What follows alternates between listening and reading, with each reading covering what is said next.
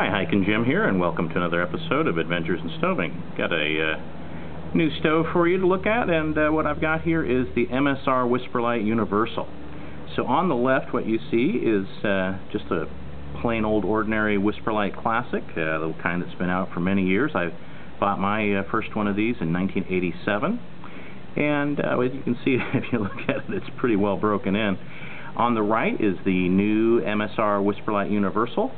And I guess the first thing that you're going to notice is that, boy, those legs, they've finally done away with the traditional Whisperlite style wire legs, and I think this is a real improvement. The old legs, if you bent them, it was kind of hard to get them trued back up again. And on the right, you'll see that the new legs are a lot, well, I think they're going to be a lot less likely to bend. And you don't have to thread the darned fuel line through the legs and have to get this kind of reverse twist. You still, when you work on the Universal, you still remove the spirit cup or the priming cup. But now, when you remove it, you don't have to worry about the whole thing coming apart. The legs are held on by a spring clip. With the old one, if you removed anything, all the legs and everything could come off. So, see how those legs are moving there. So I think that the new design is an improvement, and the fact that it can run on gas as well as white gas and also kerosene is just a really nice feature.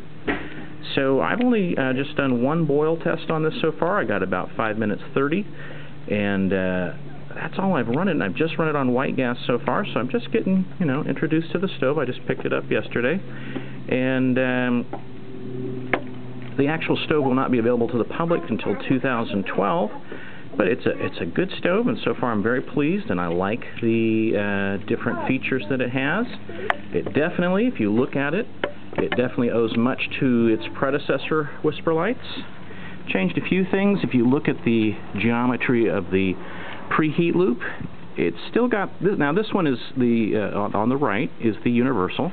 And it looks more like the Whisperlite International than the Classic, but I didn't have an International handy. So, but the two stoves are pretty similar. You do notice, or I do notice, that the screw has now been changed from a Phillips head to a hex head.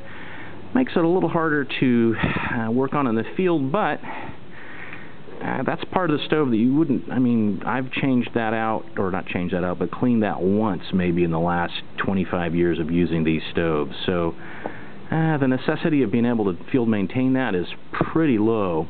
I do notice that the geometry of the preheat loop is quite different. There's a little bit of an apex at the top, kind of a point, and that it's the Classic, the preheat loop goes straight up, but the Universal, it's bent out to the right. And so I think the purpose of that is that since the flame shoots out to the right, or away from the center of the burner, that preheat loop is going to pick up more heat that way. The baffles are about the same. I notice that there are fewer baffles. It appears so that there aren't quite as many of those little baffle rings that stack up on top of the burner. Anyway, there you have it. Those are the two burners. They look, obviously it is a Whisperlite, but just a few mods, some really nice improvements, and it is just a really nice stove. Let me just show you how easy it is to, if I take that spirit cup off of there goes my priming wick, and if I pull that fuel line out, it's just held on by a clip right there, but if I pull that guy out, that's it. And I can put him right back in, and that's it. Now, I don't have any of threading to worry about, going through that loopy wire, and I don't have to worry, well, let me do that again. I don't have to worry about the legs coming off. I can't get them to move, and if you look really closely, there's a little spring clip right there, and that's what's holding those legs on. So there's just, it's just taken some of the hassle out. So if you need to change jets, and since this is a multi-fuel stove, can run on 3 different classes of fuel, gasoline, kerosene, and gas, then you're going to be changing the jets if you want to, get your money's worth out of the stove.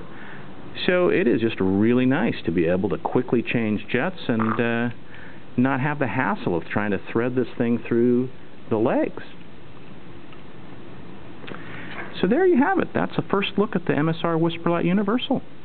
I'm Hiking Jim, and thanks for joining me on another adventure in stoving.